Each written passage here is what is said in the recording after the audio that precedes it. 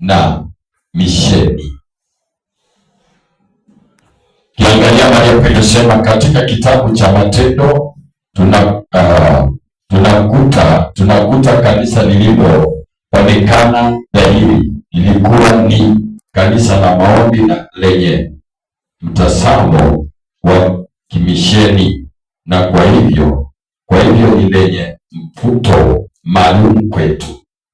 Lilikuwa katika mji mkubwa wa Antiokia kwenye pwani wa kaskazini ya Shamu.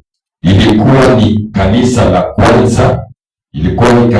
kwanza la watu mataifa na baadhi ya viongozi mashuhuri katika Ukristo wa awali walikuwa miongoni mwa washirika wake. Luka anatuelezea jambo fulani kuhusu sifa muhimu na tabia ya kanisa ili na huko Antiokia katika kanisa lililokuwako palikuwa na manabii na walimu, nao ni Barnaba na Simeoni aitwaye Nekeri na Lukio Mkirene